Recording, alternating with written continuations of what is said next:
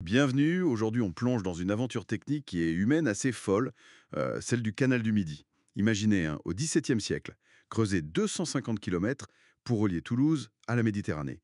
Et ça en seulement 14 ans. Oui, c'est une épopée incroyable. Et le but initial, c'était très pragmatique, créer un raccourci, un passage sûr, surtout, entre l'Atlantique et la Méditerranée, pour éviter le long détour par Gibraltar et ses pirates. Un vieux rêve en fait. On lit que même les Romains, Charlemagne le Ier, y avaient pensé, mais sans succès. Exactement. Tous s'y sont cassés les dents. C'était un défi énorme. Alors, pour en parler, on s'appuie sur un documentaire qui retrace bien cette histoire, et on va essayer de comprendre ce qui rend ce projet si fascinant. Oui, on va parler du concepteur, Pierre-Paul Riquet, des innovations techniques, parce qu'il y en a eu beaucoup, et puis de ce que le canal est devenu aujourd'hui. Commençons par Riquet, justement. Un personnage étonnant, non?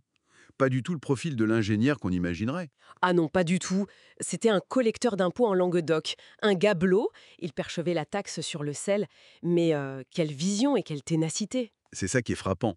Il a fallu convaincre le roi Louis XIV, trouver de l'argent, il a mis toute sa fortune personnelle d'ailleurs. Oui, aidé aussi par des financiers comme un certain Pénautier. Mais ce qui est génial chez Riquet, c'est qu'il savait qu'il n'était pas technicien. Et donc, Il a eu l'intelligence de s'entourer.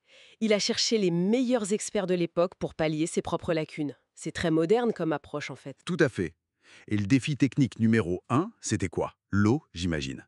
Exactement. L'alimentation en eau. Comment amener assez d'eau et de façon constante sur 250 km? Ça, c'était la question clé. Et sa solution? L'idée de génie, aller chercher l'eau là où elle ne manque pas et où le débit est régulier, c'est-à-dire dans les torrents de la Montagne Noire. Malin, et pour la stocker? Il a imaginé un immense réservoir, le lac de Saint-Féréol. C'était le plus grand barrage d'Europe à l'époque. C'est assez fou. Et il paraît même que les conditions de travail sur le chantier étaient étonnamment bonnes pour fidéliser les ouvriers, qui étaient souvent des paysans. Oui, c'est vrai.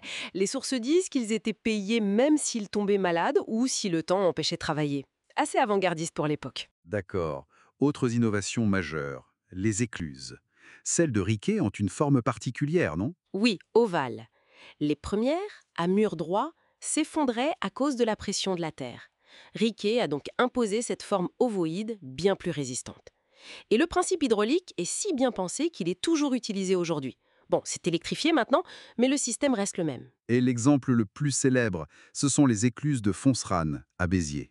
Ah oui, les 8 écluses en escalier de Fonserane, un ouvrage monumental pour franchir 25 mètres des dénivelés. C'est vraiment le clou du spectacle. Et à Béziers, sa ville natale en plus. Impressionnant. Mais il n'y avait pas que le dénivelé. Le canal devait bien croiser des rivières, non? Comment il a fait pour que l'eau du canal ne se vide pas dedans? Ben oui, c'était un autre casse-tête. La solution, le pont-canal. Une idée révolutionnaire pour l'époque en France. Un pont pour le canal. C'est ça. Le canal passe au-dessus de la rivière sur un pont. Comme ça, les eaux ne se mélangent pas et le canal ne s'ensable pas. Ça a été vu comme la 8e merveille du monde. Incroyable. Et il y a aussi cette histoire du tunnel du Malpassé. Le premier tunnel-canal du monde, c'est ça? Oui, et creusé dans des circonstances rocambolesques, le ministre Colbert, très sceptique, avait envoyé des experts pour arrêter ce chantier jugé trop risqué, trop fou. Et Riquet? Pour les prendre de vitesse, il a fait percer le tunnel dans une roche très friable, du tuf, en seulement 8 jours. 8 jours. Imaginez la pression. C'est fou. Et l'impact économique, il a été rapide. Immédiat.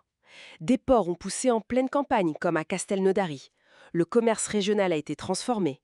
Il y avait même un service de malle-poste pour les voyageurs, avec des relais, des auberges. Ça a vraiment redessiné la région. On voit même l'influence sur l'architecture, avec des châteaux comme celui de Pénautier, surnommé le Versailles du Languedoc. Tout à fait. Mais un canal, ça vit, ça bouge. Il a fallu l'adapter au fil du temps. Comme pour Carcassonne. Oui, par exemple, la ville avait refusé de payer au début, donc Riquet l'a contourné. Ce n'est qu'au 19e siècle qu'on a modifié le tracé pour faire passer le canal en plein cœur de Carcassonne. Et la gestion de l'eau, toujours un défi. Oui, il y a eu des ruptures de digues, comme en 1766.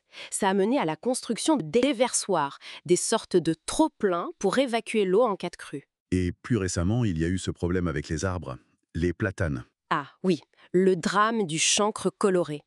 Un champignon microscopique, arrivé accidentellement avec du matériel américain en 1944, qui décime ces magnifiques alignements de platanes plantés au XIXe siècle. C'est terrible, ça oblige à abattre massivement.